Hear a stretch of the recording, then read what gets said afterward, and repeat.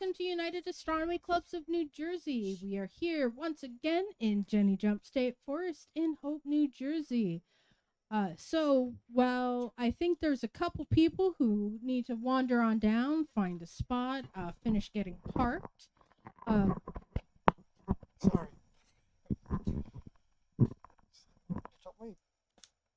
okay, perfect. So while we're waiting on a couple people to get settled, find the parking place, come on down and join us for the presentation. I do want to welcome everyone here, not only who's joining us in the park and the State Forest, but also online, because that's right, we do live stream these to both Twitch and YouTube. So if you're ever looking for something to do on a Saturday night at 8 p.m., feel free to join us there, say hi in chat, ask questions, and learn something fun about space, science, and astronomy. That being said, you can also check us out on our website, uacnj.org. It's where you can find a list of all our upcoming and past talks with links to the past talks. So if you're like, man, I really wish I hadn't missed that talk on that the NJIT students were doing on the science in the ionosphere using ham radio, don't worry, we do have those saved to our YouTube, so feel free to look those up there. But also we have a list of all our member clubs, and one of the easiest ways to get into astronomy is to join your local club. So I do suggest checking out that list there as well. In addition, you can follow us on our social media pages, our Facebook, Instagram. We have a Discord server. They're all great places to keep in touch with us and get your questions answered, whether it's just, hey, is there anything fun going on? Up to, hey, I bought this telescope. Now what do I do? All right. So since it looks like for the most part we are all down here, it is time for the safety briefing. For everyone here, if you need to use the restroom, that is the porta potty in back to my left, your right. It is big, it is blue. In the dark, it is illuminated by a red light for ease of finding. We also have a little museum and gift shop area. So do feel free to check out our displays, our meteorites, and all that fun stuff. All the proceeds from the gift shop go to supporting our mission and allows us to keep doing these free presentations and free outreach. As you may have noticed when you were coming in, there are many sheds. Each of those sheds has a roll-off roof, and if the weather actually cooperates with us and maybe gives us a clear bit of sky instead of cloud cover as far as the eye can see, the ones with the roofs rolled off are open and have a volunteer manning them. So you'll be able to look through telescopes. Hopefully, like I said, unfortunately, astronomy is one of those very weather-dependent hobbies as far as visual astronomy goes. Speaking of it getting dark, when we go to leave, everyone who has driven here, please use your headlights. We prefer not getting run over. I'm sure you also agree with that sentiment. So headlights are a must. So not only can you see people in your way, but also people in your way can see that you exist. It does help cut down on problems there. That being said, if we're walking around, even though there's a full moon, it'll be a little bit brighter. We do ask if you're using any like flashlight, cell phone light, try and keep those pointed towards the ground because we don't need to accidentally blind people using Amazon's latest greatest 100,000 lumen monstrosity you had Prime Direct shipped. So let's try and avoid that. Keep those lights towards the edge. You guys can sit wherever you would like. Right. So you guys are not here to listen to me blabber on for forever. You're here to learn what's up in the August sky with our friend here, Lonny Buinis. In ancient times, Lonny has helped get UACNJ started in about 1994. He used to hold degrees from Stevens Institute of Technology in Physics and Computer Science, but his arms just got tired and decided hanging them on the wall was a much better option. He learned how to make space art, 3D animation, and videos, and Lonny is a member of the International Association of Astronomical Artists who specializes in three-dimensional worlds. His current projects include getting representation for his interactive science book and a science fiction novel. And he is touring the US with Jan, hopefully without driving her crazy, although that's still allowed. And I hear a voice from the crowd going, "It's too late." So, with that, here's Lonnie. Thank you very much, Kim. Oh, wow. I haven't done anything yet, but I appreciate that. Thanks. There's a lot of stuff up in the August sky. This is the best time of the year to see meteors. There are two good showers every year, but one's in the winter. So it's going to be a lot easier this time. Also, at the end of the month, we have a partial eclipse of the moon. I'm going to use an old-fashioned pointer, not a laser. Right here, this is the way the moon will look on the 27th of August of this month when it passes into the Earth's shadow, and that's called a lunar eclipse, and I'll be talking about that. That's in the constellation Aquarius. So with that, there'll be a test later. Please pay attention. I see everybody taking notes. That's great. Holding up your phones, taking pictures. No. Anybody know what a pen is? A better challenge. Who knows what a pencil is? There's some old people here, including myself. Wow, some young people know what a pencil is. All right. So, first disappointment is the nova T Corona Borealis did not happen. It happens every 80 years. Hasn't happened yet. We're waiting, and I'll talk more about that. A good time to see Mercury tomorrow when it's at its greatest distance west of the sun. So to get our bearings, we look towards the south. That's behind you. When I finish talking, get up, look towards the south. Where's west going to be? On your right, west where the sun sets. If Mercury is west of the sun, that means it must be in the morning sky in the east going towards the west. So every once in a while, the nearest planet from the sun places itself where the greatest angle is away from the sun, and we can see it. Good time to see the inner planet Mercury tomorrow. Now, there is a total eclipse of the sun this month, but it's more way up high north. And when I read this, Russia, Greenland, Iceland, tiny part of Portugal, northern Spain, and the Balearic Islands. I never heard of the Balearic Islands. I wondered where they were. I'll show you in a minute. August 12th, same day, we have the best meteor shower to see in New Jersey. And also, bonus, the moon is near new. So where is it in the sky? The moon on the 12th will be in the daytime sky near the sun. We can't see it. That means its light doesn't interfere at night. Great time to see the meteors. Often meteor showers like this are spoiled by moonlight. But if you go to a dark site, and that's important, a dark site, I'll show you how to observe the meteors when we get to that point. First, the middle of the month, Venus is greatest eastern distance from the sun. Now, what does that mean? If I look towards the south, towards the west, east is the other way. So that means Venus is in the evening sky east of the sun. It's an evening star. Have you heard the morning star, the evening star? Venus is now an evening star. And some of you may have seen it. It's right there. It's in the trees. It's behind the clouds. So forget it for now. Just try to find it before the sun, just after sunset, if you have a nice low view to the west. And finally, the partial lunar eclipse, I'm going to talk about that August 27th. If you forget everything else I've said tonight, try to remember the 12th for the meteors, the end of the month for the partial eclipse, the 27th of the moon. And then I'll be talking about, for what's up in September, I'll be talking about the planet Neptune, which is nicely visible. Opposition means sun, Earth, and Neptune would be 30 times that distance way out there, are all in a straight line. Sun, Earth, Neptune, which means where do we look for Neptune? What time? When?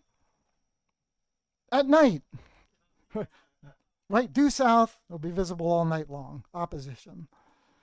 Now, let's get the disappointment out of the way first. Solar eclipse, the yellow band is where we are. That's like 0 to 40% of the sun will be covered. Very disappointing. I wouldn't bother. There are other solar eclipses to look for. We had one April 13th, 2024. Nice one. Next in the United States is quite a time away. And there's the Balearic Islands off of Spain, off the eastern coast. I wondered about that. Anybody ever been to Spain? Ooh, very good. Have you been to the Balearic Islands? I just like to say, any excuse to say Balearic, it's a nice name. But interesting that we have some audience members who've been to Spain. This is what we would see at 1:45 in the afternoon on August 12th. Partial solar eclipse. That's all we get, just a bite taken out of the sun. How would you view this safely, though? Is it safe to look directly at the sun? No, because there's ultraviolet radiation coming. The lens in your eye focuses the sunlight.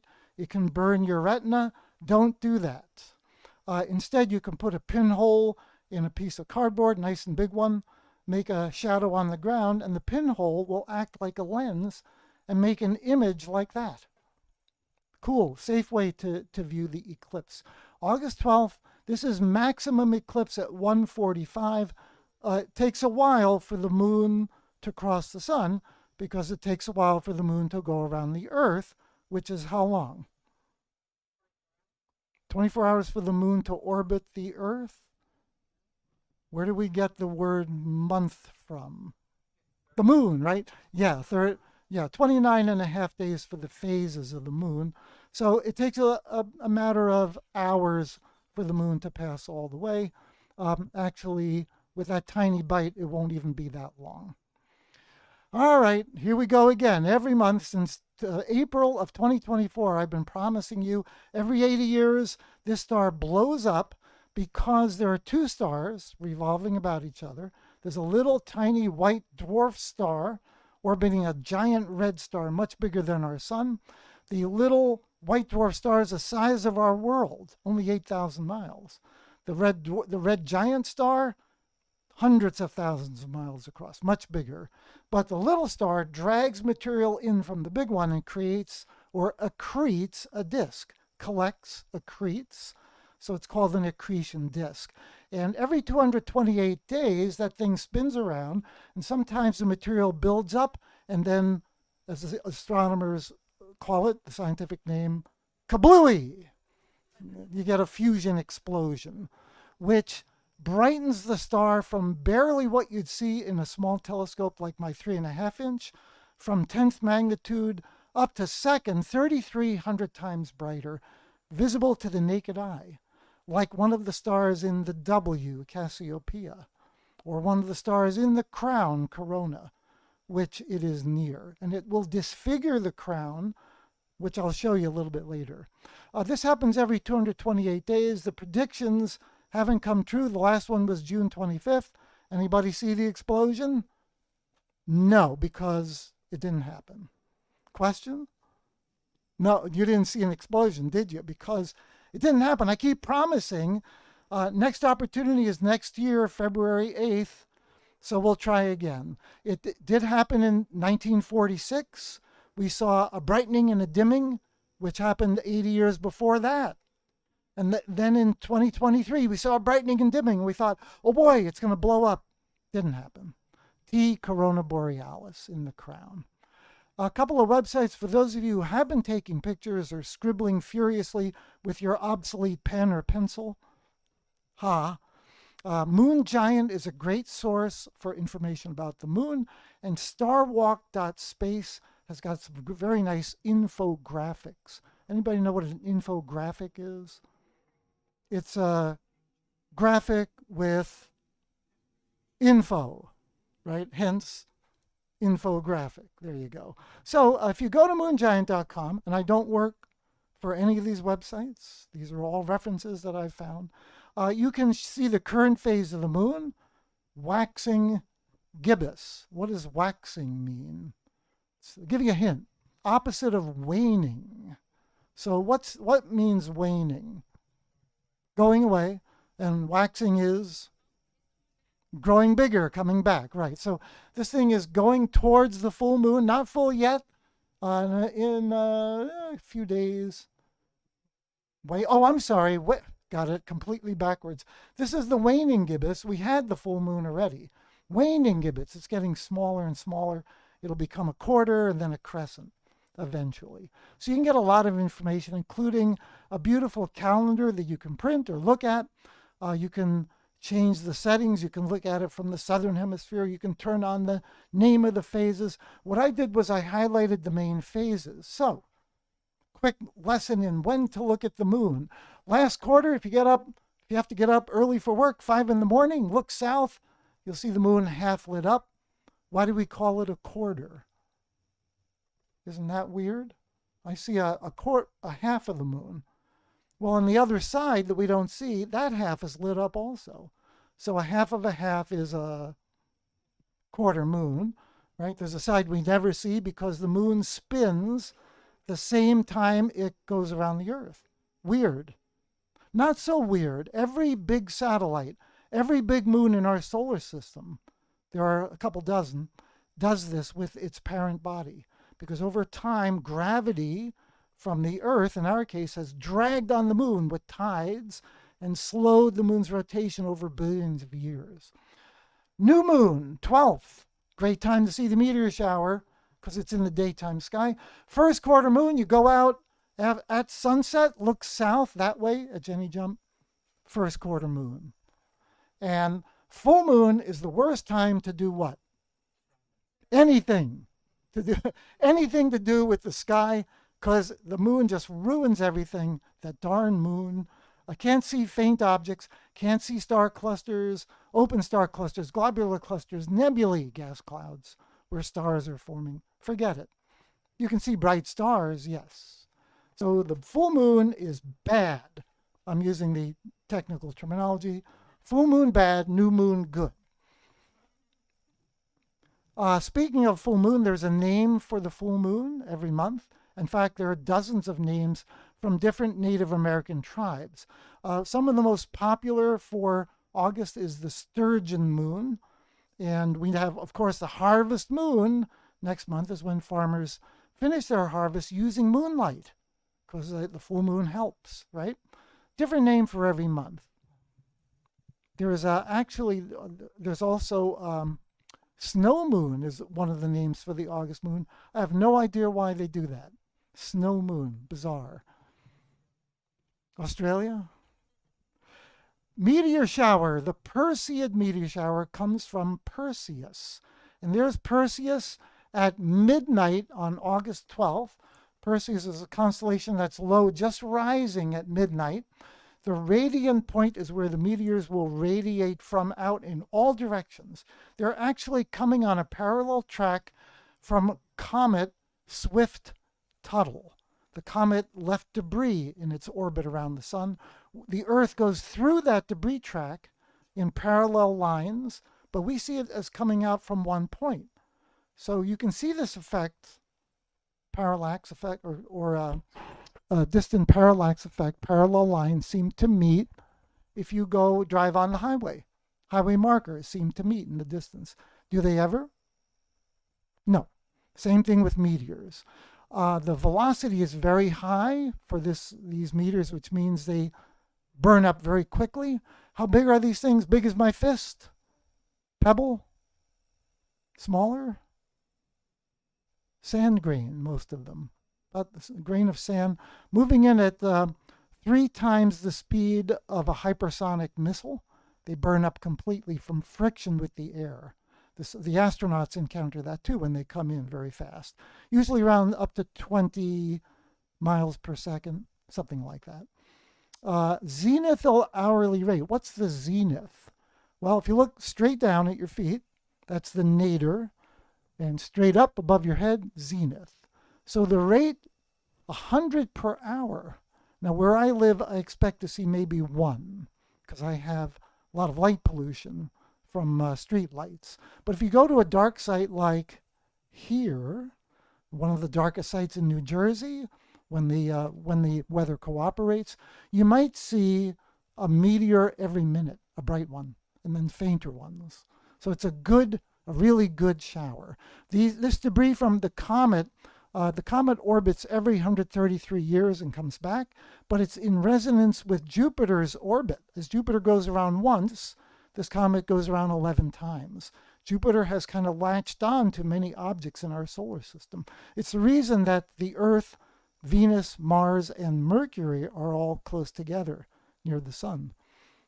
Jupiter did us a favor. It was born near the sun, but it moved away. Whew. That was close. This is a big comet, Comet Swift-Tuttle. It's more than twice the size of Halley's Comet. Now, serious question. All right, I hope you're taking notes. What do I need to watch this meteor shower successfully? I wouldn't want you to miss this. This is a really good event. And if it is cloudy, go out the next night. We're gonna see it over several nights. Did I see a question in the audience? You can save your questions for later. Kim is going to bring you the microphone so people watching online can hear the questions as well. So don't forget your question. Write it down. Put it in your phone, right? All right, so what do I need? Modest equipment, nothing fancy. Maybe some giant binoculars. A comfy chair, only $180, yikes. And don't do what this guy is doing. All right, so is any of this true? No, I'm exaggerating. So don't believe everything I say. Go and fact check for yourselves. What do you need? You need your naked eye, just a naked eye. You want to lie back in a comfy chair. This one for $56 is rather elaborate, but all you need is something that reclines, like an outdoor lounge chair, a beach chair, a blanket. Lie down on the ground. I used to do this with friends every summer on a blanket. Battling the mosquitoes. I need bug spray. That's the third ingredient. Comfy chair, bug spray. Where do I look? Straight up. Your eye has a tremendous field of view. You can catch meteors coming out from the east where Perseus is, all over the sky. So this is really an easy thing to view if you do it right. Meteor showers. There are other showers coming up, but as I mentioned before, just before Christmas, the peak, December 13th, 14th, are the Geminids.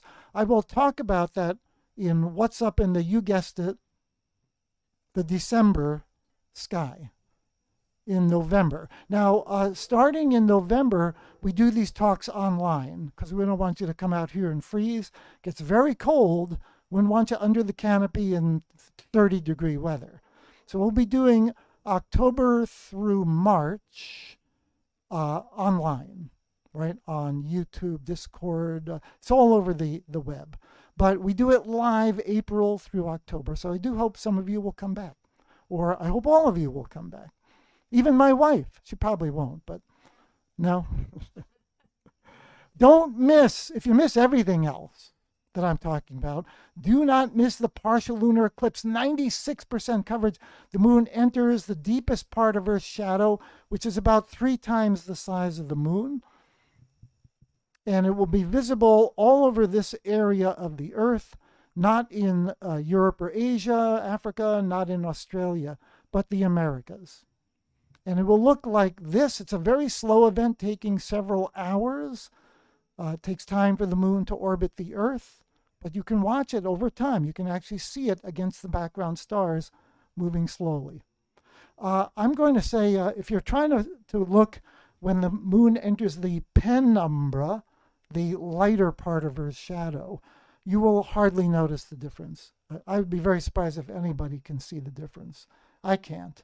But at 5:52 Greenwich Mean Time, maximum is, looking at the wrong one, 4:12 London time, Greenwich Mean Time. How do we convert that to Eastern Daylight Time? Subtract 5? Nope. 4 hours. So midnight, 12 minutes after. 12 after midnight, that's where the moon's going to be maximum fully in the umbra, it may turn a bit reddish in color. We can simulate this with a program, a free program I'm going to use in a moment. But here's your timeline, right? So over several hours, penumbral phase, fully in 2:33. I'm going by mean time now. 2.5 to 7, so it's about 5 hours. In the umbra, less than that. What else is there to see this month? Well, there's Mercury. I mentioned Mercury. Tomorrow is August 2nd. Get up at 5 a.m. I know you're all itching to get up at 5 in the morning. Yes? No? And look near the constellation Gemini, the twins. Mercury, it will be bright enough to see with the unaided eye, but you have to do it very close, just before sunrise. The sky's going to keep getting pretty bright, 5 in the morning. Now, note the difference. 5 in the morning, August 2nd. Now, watch this. 5 in the morning, August 15th. Why is the sky so much darker? Not the moon. Yes.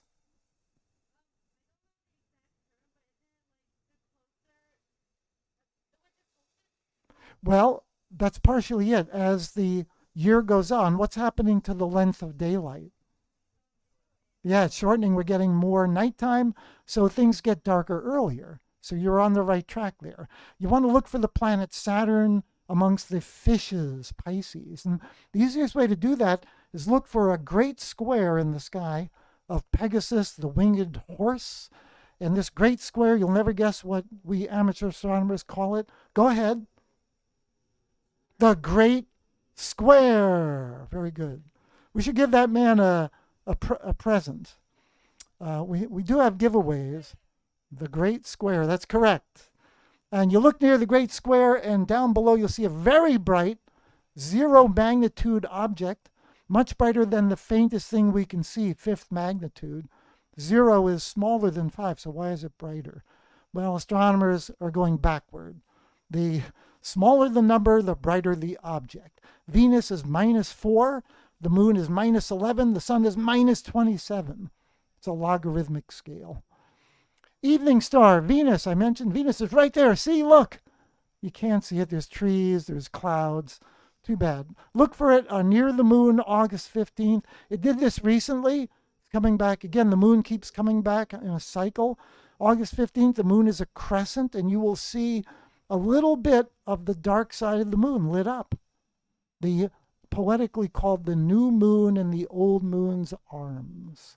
Where is that light coming from? Why do we see the night side lit up at all? The mystery. Something bright is lighting it up. What thing that is bright is near the moon? A 250,000 miles away, yes. Not Mars, much closer planet. Give you a hint. You're on it right now. Yes, yeah, the oceans and the clouds of Earth reflect a lot of light off the dark side of the moon. So you can see, don't know about you people in the back, but there's a faintly lit circle for the crescent moon. From Australia, we have a friend who lives in Australia. They're lucky enough to see the moon and Venus very close together, but we don't see that. This happens on the other side of the world. And again, one more planet. Neptune is not far from Saturn. But can you see that with the naked eye? Too faint. How about binoculars? No. No, you need a telescope for this. If you visit here on a night when we have our telescopes out, maybe you can ask them to show you Neptune. That would be a challenge. Looks like a tiny fuzzy blue circle. That's about the best you can do. What about constellation? What's a constellation? It's a picture made out of stars, yes. And it's an officially recognized picture, one among many recognized by the International Astronomical Union. There are as many constellations as there are keys on a piano. So if there's any piano players in the audience, don't tell anybody. Let them guess. Tell them later. Looking north, we're going to see a big Little Dipper. Big Dipper is to the left. So north is that way. Jenny jump. Little Dipper due north. You need to find the North Celestial Pole. The Earth's North Pole points very close right now to a semi-bright star, the North Star Polaris. To the right is the king and queen. Looks just like a king. I don't know. I see an upside down house.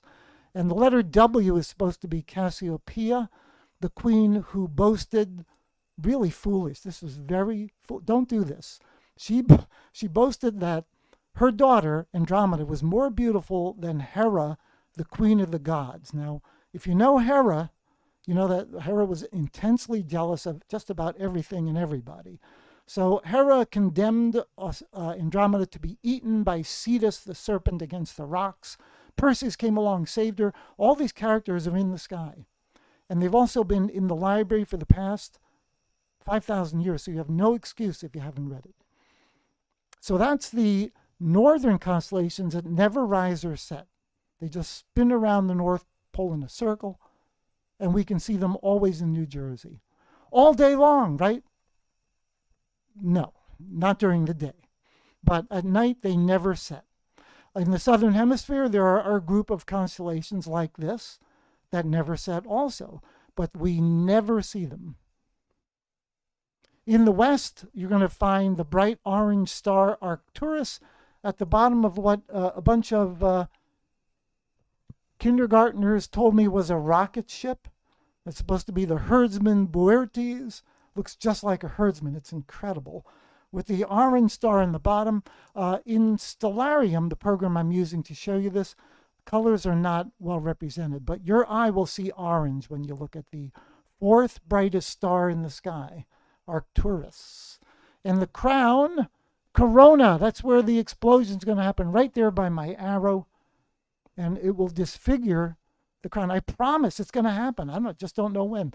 Do not hold me responsible. It's not my fault. Or as Bart Simpson used to say, I didn't do it. In the south, this is the best time of year, the only time of year. You get a nice long view at the scorpion on the right, the teapot on the left. The teapot is the archer, half man, half horse. What's that called? Centaur is correct. To me, it looks like a teapot. I don't know how they got a centaur out of that.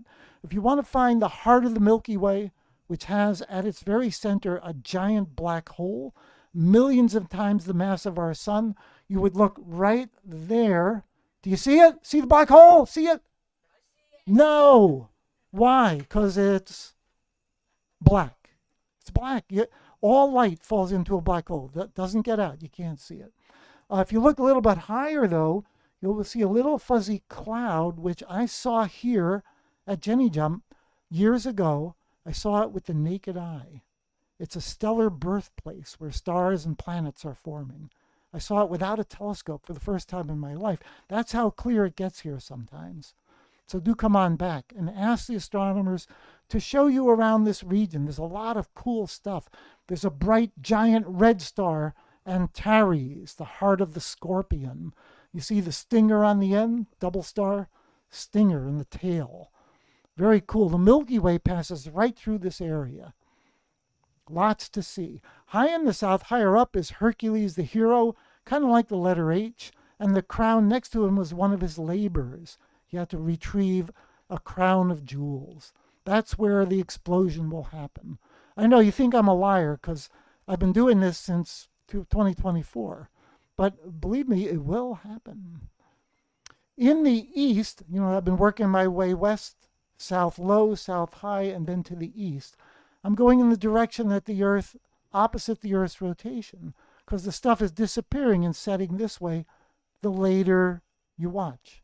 So the last thing, little preview of what I'll talk about next month, is in the east, and that's the summer triangle of three bright stars, Vega in the harp, Deneb the tail of the swan with the wings, the head, and the eagle Aquila has a bright star, Altair.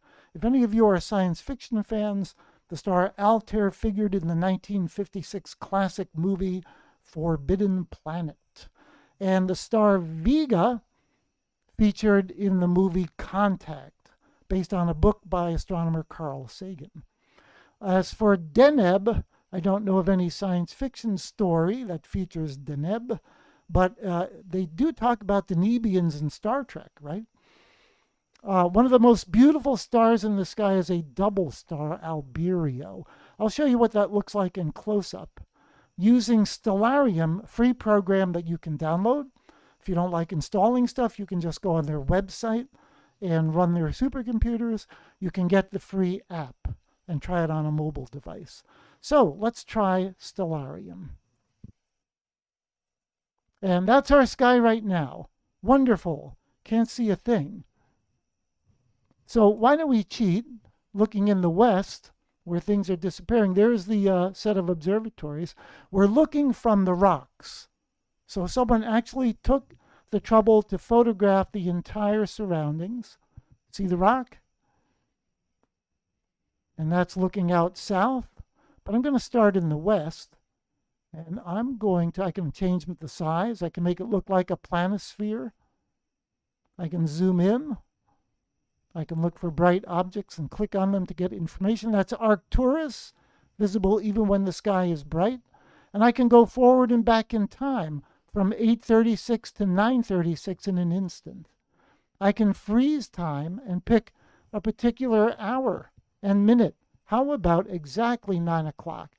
Everybody here is still awake at 9?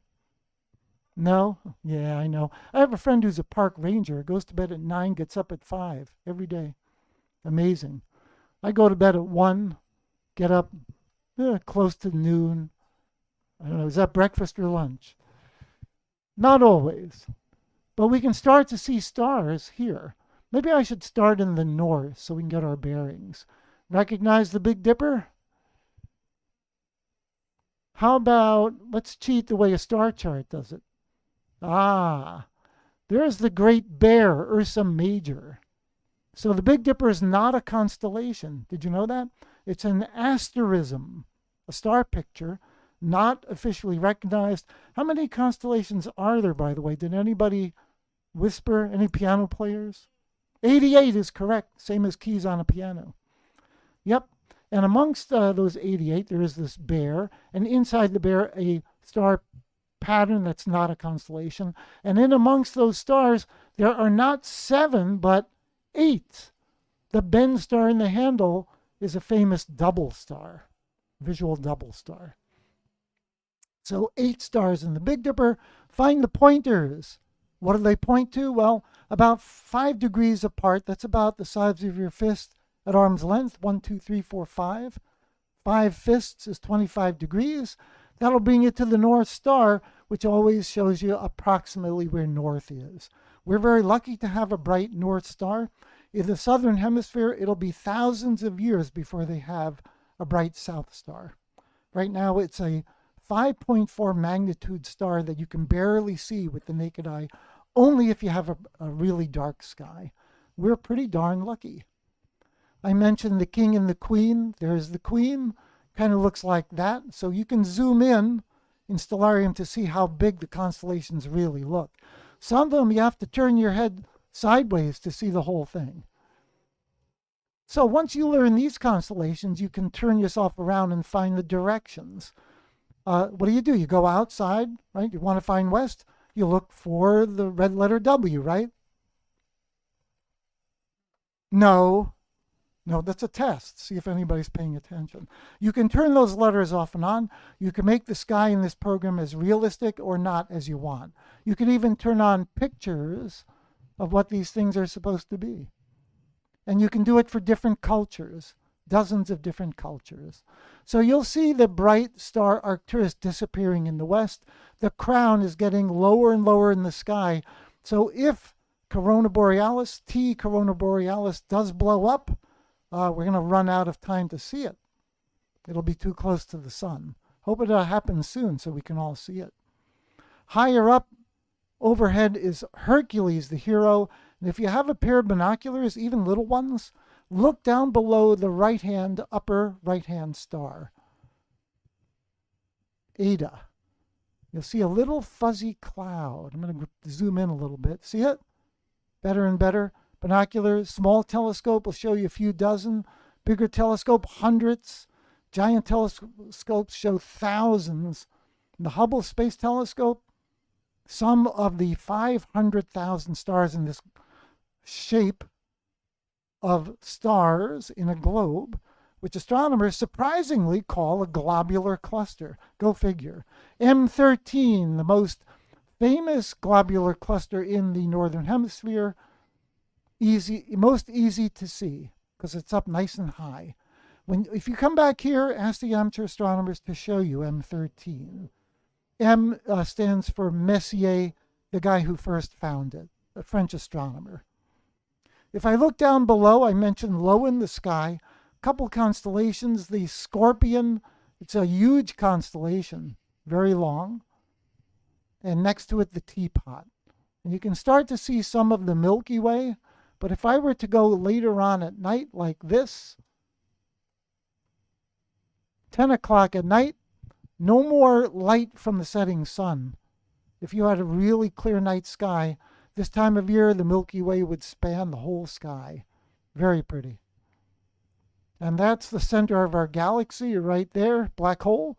Right above it, the Lagoon Nebula, where we see stars forming and planets.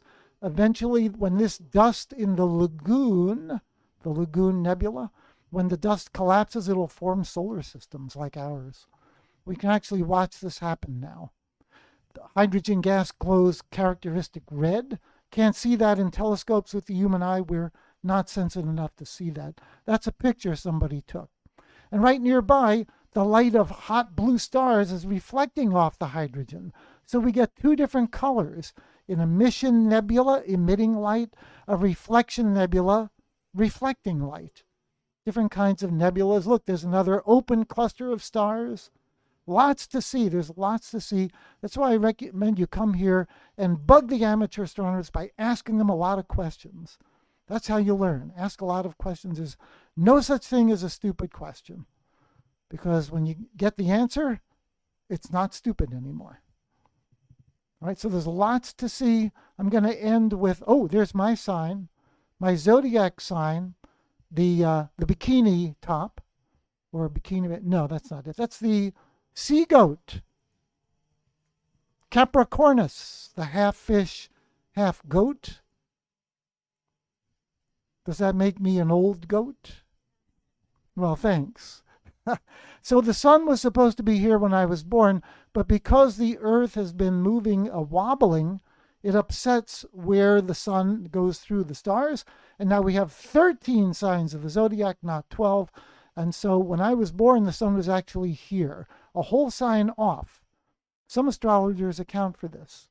The sun, moon, and planets move through Ophiuchus now, as well as the classic signs of the zodiac. Ophiuchus is the serpent carrier. He carries the head, serpent's caput, and serpent's cauda, the tail. Two separate pieces. And finally, the summer grouping of three bright stars, three separate constellations. The Lyre, Lyre, is a harp. The Swan, Cygnus, and Aquila the eagle, each has a bright star in it. So these three formations, these three stars in a triangular formation, are called the summer. How did you guess? Summer triangle is correct. See, so it's not that hard to deduce how astronomers name things, right? Beautiful area where there are nebulas of all sorts. In the Swan, there's a famous nebula, looks a little bit like North America, and a pelican next to it. So it's called, surprisingly, the North American Nebula and the Pelican Nebula. Pretty cool. These are photographs. That's why they look square. Someone once asked me, why do things look square? That's kind of weird. Did it form like that? No. That's somebody putting a photograph into the program, which is something you can do. You can actually customize this open source free program, Stellarium. I've shown you an awful lot. I did not focus on the lunar eclipse. Why don't we go forward in time and watch the eclipse?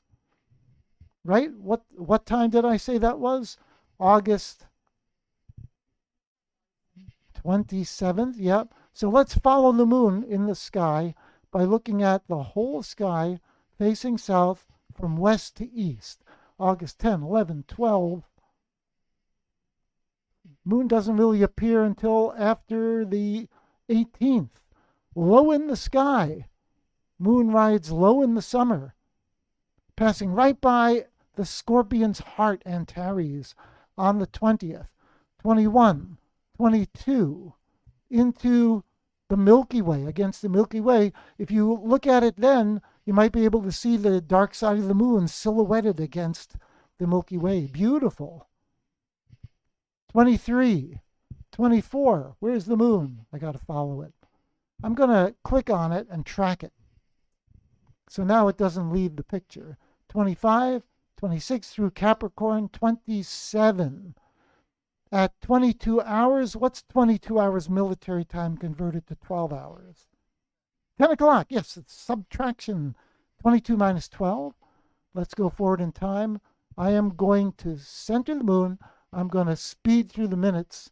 Uh-oh, the moon is not centered. There. Speeding through the minutes. You'll see satellites racing by. 23. Oh, I went too far. Let's go backwards. So starting about 11:30. Yep. I'm sorry. 22 is 10. 10:30. You won't see it happen this fast. All right, people in the back probably having trouble seeing this. Is that a little better? Come back. 22. 23 is 11 o'clock. Getting towards midnight. And I'm going to stop at midnight. 2, 3, 4, 5, 6, 7, 8, 9, 10. 12 minutes after midnight. Maximum eclipse. Will the moon turn reddish like this? We don't know. It depends on how much dust is in the Earth's atmosphere. Because if you were standing on the moon looking around, you'd see the brilliant Earth in the right spot. You would see the ground around you glowing slightly red. You'd see a ring around the Earth, all the way around, reddish light coming through. What is that ring around Earth?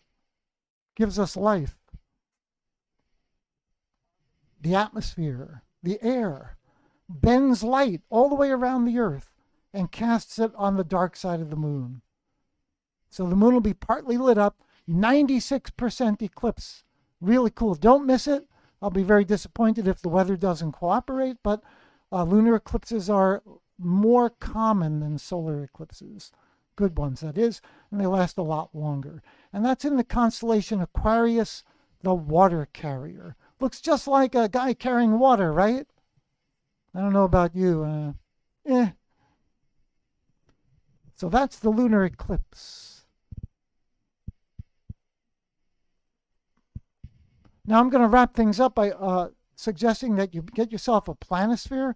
These are plastic. We sell cheaper ones, paper. So they might have a little trouble with dew, and dampness if you're camping. But there's all kinds of options.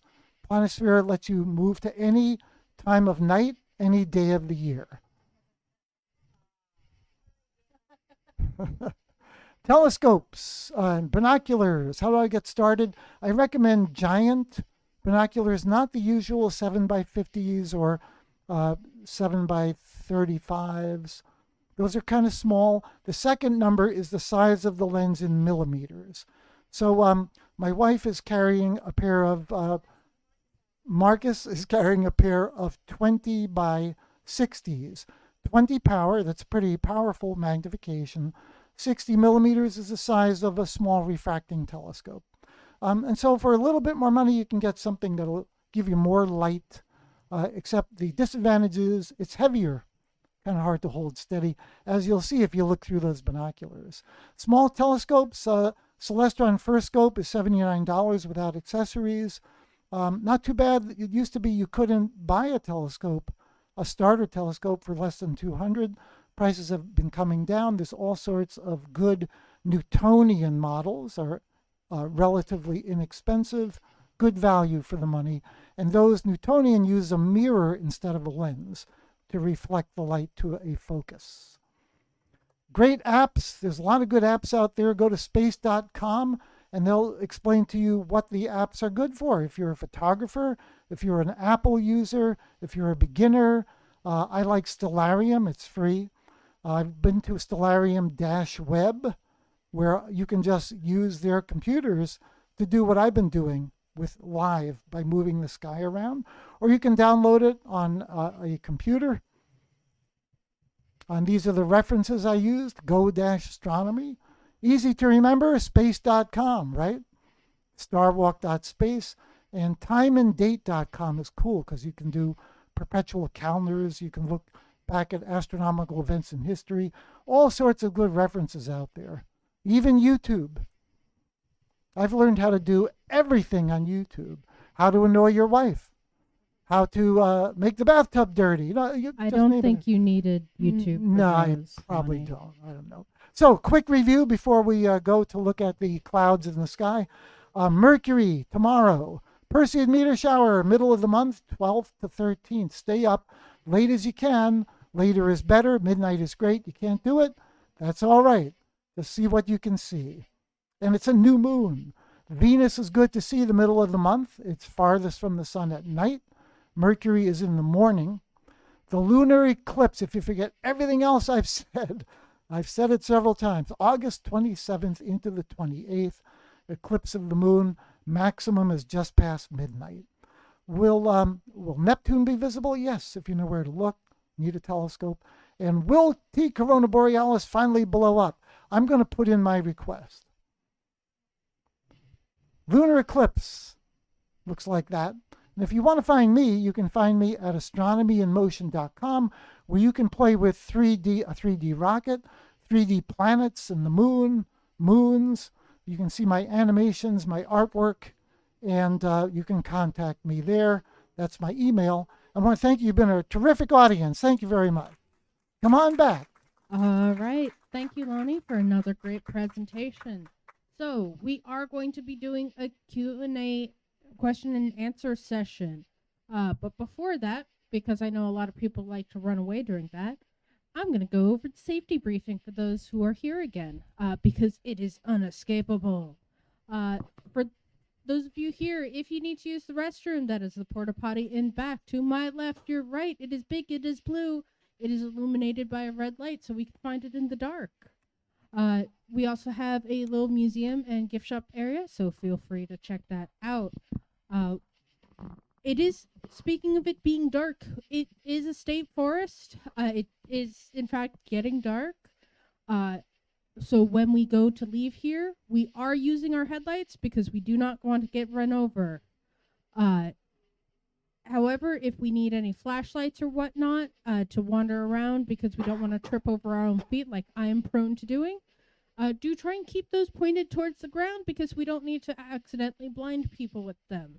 So, that being said, the rules for this question and answer session, keeping in mind for the people here, you're going to raise your hand and wave it about like you just don't care. Keeping in mind the fact that my vision in the dark is like the T-Rex from Jurassic Park and entirely based on motion. So as soon as you put your hand down and stop moving, you just become another shadowy figure in the dark, which is exasperated by migraine. So keep that in mind. Online people, you have it easier. You get to just type it in chat and then I read it off of my wrist. To get us started, I'm going to go with the first question I saw on here, and it is, will UACNJ be streaming the partial lunar eclipse? And I'm going to answer that one, and the answer is we don't know yet. It does depend on the availability of volunteers and the weather cooperating. So before we make any sort of call on streaming an event like that, we're going to wait till we see the 10-day or 7-day forecast, because if the 7-day forecast says, that day we're going to be having a hurricane, obviously that's not a great time to set up for streaming and watching astronomical events in the area. So do look at our website, uacnj.org, follow us on our social medias, our Facebook, Instagram, Discord server, to see if those things are happening. Okay? All right. And I know I saw a hand raised, but you put it down and you ceased to exist. So who is out here had a question? Or did we cease to? I'm not kidding about the fact that as soon as I said anyone out here have a question, everyone went stock still. I see a hand. There we go.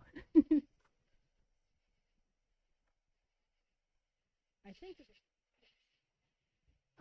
I know there are a decent amount of stars we could see during the night, and different things we could see with the stars.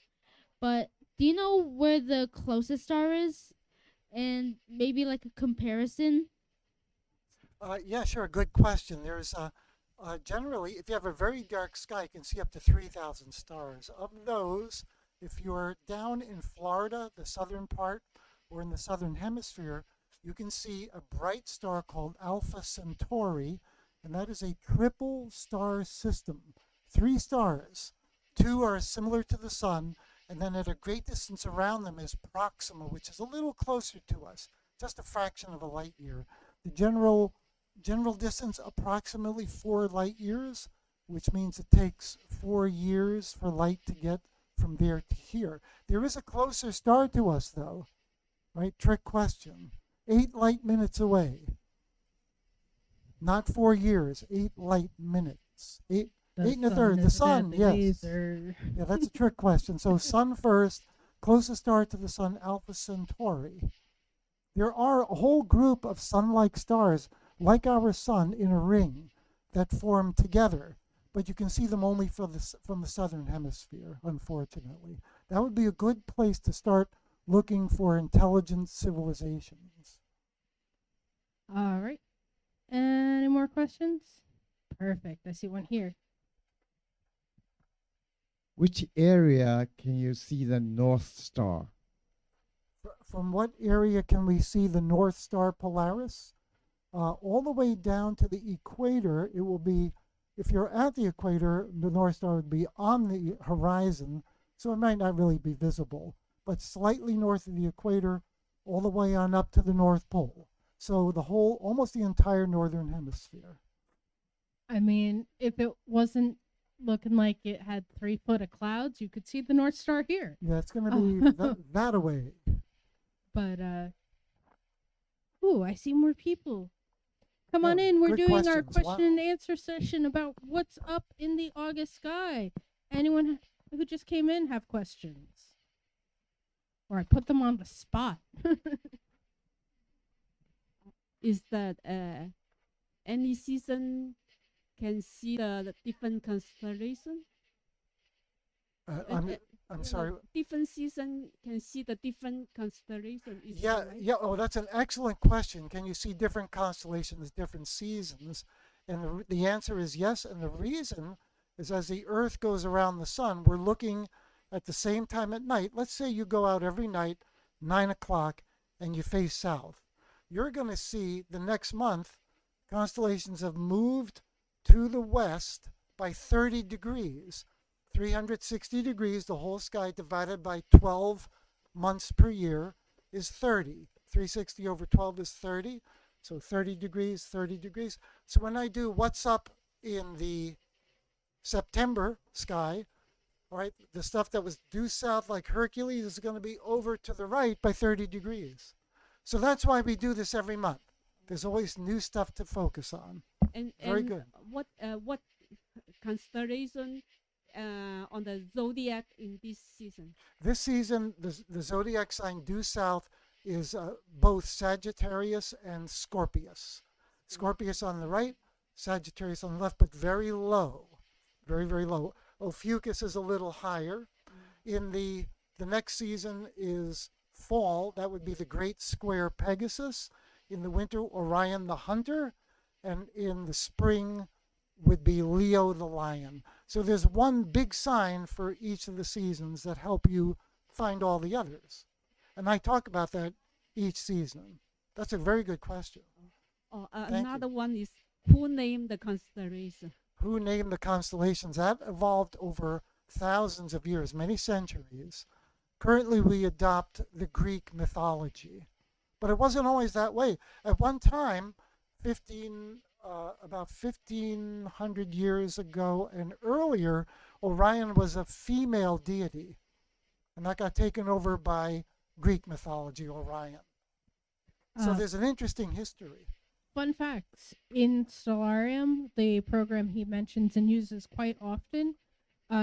There's actually a menu, so you can choose different mythologies, and that'll have the different constellation names and whatnot. So that Yes, good uh, point. In that program, you select sky and then sky lore, and you can see Inuit, the Inuit sky, the Aztec sky, ancient Greece, very many. yeah. And the only reason I brought that up is because we had a special event for a group, and one of the people who attended that event was super into the various mythologies of around the different constellations and what different constellations different mythologies had. And while it's not going to give you in-depth information into each mythology and constellation, it can be a great place to start if that's something you're interested in. If you're kind of over learning about Andromeda and Cassiopeia and all those Greek guys, you can try a different mythology on for size. Right. Online people, do you get your questions in? I'd like to give you a little bit of a heads up because stream delay works that way. And by the time they've heard that, we're already into the future. All right. Any more questions out here? Perfect. What are the best chances of seeing the Milky Way, like around this area? When and where are best places, possibility to try to spot the Milky Way? Sure, sure. When the weather is, excuse me, when the weather cooperates, summer and winter, can you hear me all right? Yeah. In summer and winter, the Milky Way rides pretty high. So summer Milky Way is a great time to see where the center is. The black hole, the Lagoon Nebula that I talked about, that's due south, and then it stretches right over the whole sky into the north. But here's often a nice place as long as, like he said, the weather cooperates. Just because we do have some of the darkest skies available in northern New Jersey area, short of going a couple hours out into PA or up into upstate New York. So, but you know, it, yeah, Cherry Valley, but that's a couple hours away from here, and not everyone who might be looking for a day trip wants to go all the way out there. All right, any more questions? Keeping in mind, I am the Jurassic Park T-Rex, and I'm hunting based on movement. Were we just swatting at the mosquitoes that are large enough to carry away small children?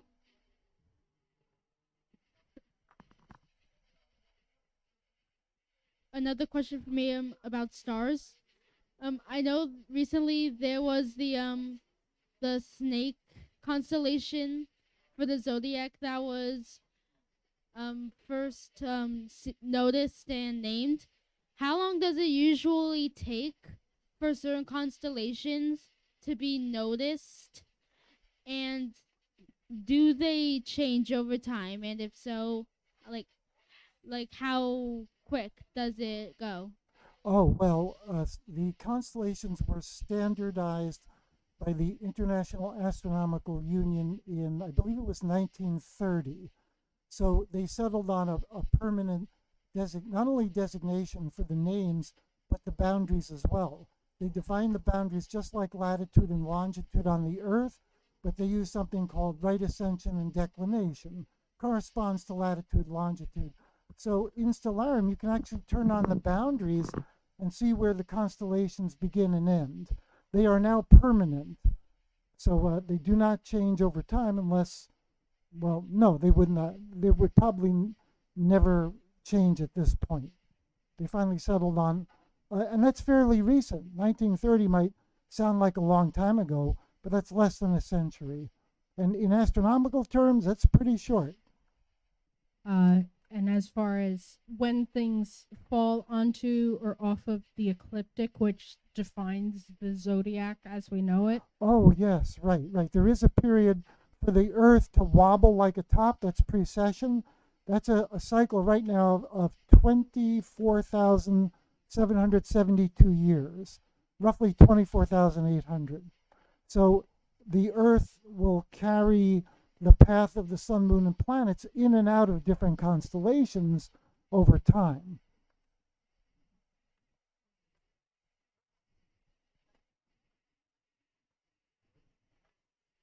Sorry, I got distracted. That's all right. That's all right. Any questions? Do we have any questions from people at home? Yeah, sorry. That's fireworks. Oh, that's what yeah. I'm hearing. Oh, I'm like, it's I not hear July something 4th. weird. What's going on over there? All right. Sorry about that. It looks like, yeah, I don't think we're gonna see those because where I'm hearing them from is completely tree covered. All right. Any more questions out here? All right. So, I'm gonna stall for a little time. Last call for questions online, guys. But I do want to thank everyone. Thank you, Lonny, for another great presentation. Thank you, everyone, joining us here and on our Twitch and YouTube. We do appreciate it because we are a nonprofit organization. So just showing up to our programs, hitting those free actions, the like and follow, subscribe buttons wherever you are online, and the people who go above and beyond and help donate does help keep our bills paid and allows us to offer these free public programs and opportunities. Also, keep in mind we are running a fundraiser because we want to break ground and build the shed that'll house our 25-inch telescope donated by Alan Midkiff. And we're hoping to break ground on that soon as permitting clears. So thank you for everyone who has already donated towards that goal. And so, since it looks like we're done, just last minute, any questions? All right. So since it looks like we're done with questions, thank you everyone for joining us. Check out our website, uacnj.org. With that, have a great night, clear skies, and good seeing. And come on back.